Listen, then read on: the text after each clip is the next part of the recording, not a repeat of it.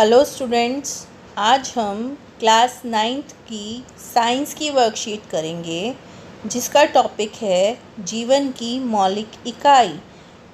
और इसके अंदर हम माइटोकॉन्ड्रिया और रसधानी के बारे में पढ़ेंगे। जैसा कि हमने पढ़ा है कि माइटोकॉन्ड्रिया कोशिका का एक महत्वपूर्ण अंग है और यह कोशिका का पावर हाउस या हम कह सकते हैं बिजली घर भी है। क्योंकि यह पूरी कोशिका को कार्य करने के लिए ऊर्जा प्रदान करता है। अब यह ऊर्जा का उत्पादन भी स्वयं करता है और एटीपी की फॉर्म में कोशिका को दे देता है, जिसका इस्तेमाल कोशिका अपने कार्य करने के लिए करती है। अब यह कार्य विभिन्न रासायनिक अभिक्रियाएं हो सकती हैं, भोजन का पाचन हो सकता है, अपशिष्ट निपटान हो सकता है या कोशिका विभाजन भी हो सकता है या और बहुत सारी क्रियाएं हैं। माइटोकॉन्ड्रिया एक बीन शेप में होता है, राजमा जैसे है, राजमा का बीन है, उसको अगर हम देखें तो माइटोकॉन्ड्रिया ऑलमोस्ट उसी शेप का होता है और 2 झिल्लियों का बना हुआ है।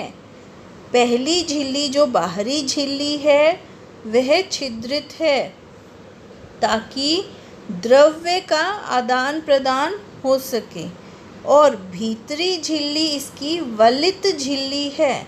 वलित झिल्ली का मतलब है कि उसके अंदर फोल्ड्स हैं, क्रिस्टे बने हुए हैं और ऐसा इसलिए है ताकि माइटोकॉन्ड्रिया का सतह क्षेत्रफल यानी कि एरिया बढ़ जाए और अधिक से अधिक ऊर्जा का उत्पादन माइटोकॉन्ड्रिया कर पाए।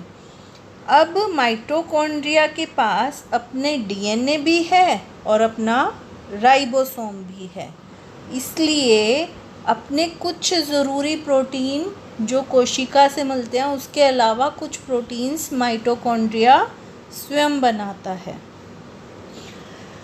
अब हम बात करेंगे रसधानी की।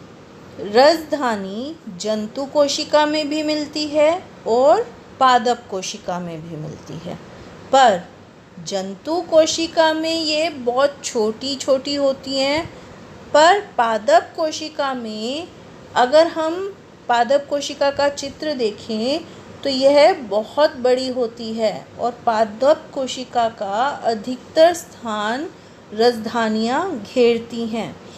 रसधानियों का कार्य वहाँ पर द्रव्य संग्रहित करके रखना, पर साथ ही साथ कोशिका को कठोरता और स्फीति प्रदान करना है। जो द्रव्य रसधानी के अंदर रहता है उसके अंदर कुछ आवश्यक पदार्थ होते हैं, जैसे अमीनो अम्ल, कार्बनिक अम्ल, प्रोटीन, शर्करा आदि। रसधानी की झिल्ली को टोनोप्लास्ट कहा जाता है और ये इसका कार्य है रसधानी के द्रव्य को और कोशिका के द्रव्य को अलग अलग करके रखना।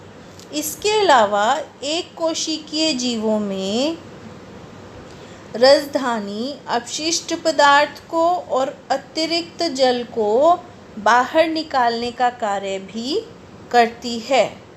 तो बच्चों, आई होप आपको वर्कशीट समझ आई होगी और अब आप इसके प्रश्न स्वयं कर पाएंगे। Thank you.